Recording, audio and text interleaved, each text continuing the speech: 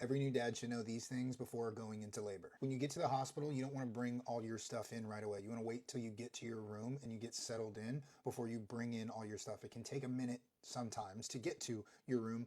So you want to bring in stuff like the car seat, pillows, blankets, your bags, that kind of stuff after you get settled in. Something that I didn't realize that I would have to even consider or think about was, depending on how long your labor is and how long you're at the hospital, you might have to deal with multiple nurses, whoever's on shift. In our experience, my wife was in labor for 2 full days, so we dealt with 4 nurses on 12-hour shifts. So you're going to have to get used to different personalities and meeting new people and get comfortable with people in the room. The labor room versus the recovery room. Typically, in my experience and from other experiences that I've heard of, the delivery room has better accommodations than the recovery room.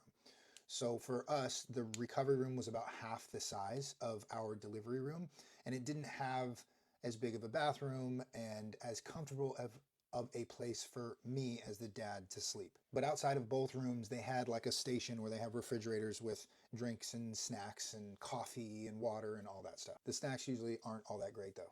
If your wife chooses to get the epidural, once she does, she's not going to be able to get up and move around, and she's going to be confined to the bed. So if it's in your birth plan for her to be moving around, walking on the birthing ball, that kind of stuff, she's going to want to hold off on the epidural for a while until that stuff is satisfied. Somehow time goes by really slow and fast at the same time. I remember being worried that it felt like hours that we wouldn't see a nurse or a doctor. And what I didn't realize was that the nurses, although they might not be in your room right now, they're sitting at their desk looking at their monitor that has exactly what's going on in your room, so that even though they're not sitting there right now with you watching the monitor, because I know dads, we're going to sit there and we're going to stare at the monitor and watch the contractions and the heartbeat and freak out about it, make sure everything's going okay.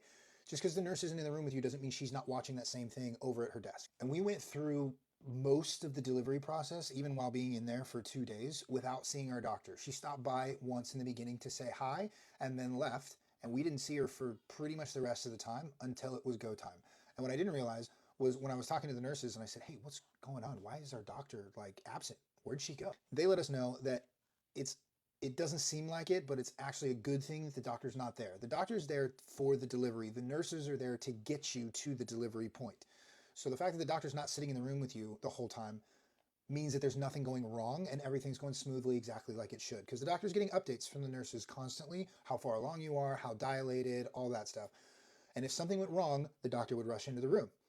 So the fact that they're not there is a good thing, even though not knowing this going in didn't bring me a whole lot of comfort that the doctor didn't stop by for like 24 full hours. But that's the biggest thing, is to try and keep her calm and happy. Make sure she's good, fill up her water, all that stuff, be with her, do anything that she needs.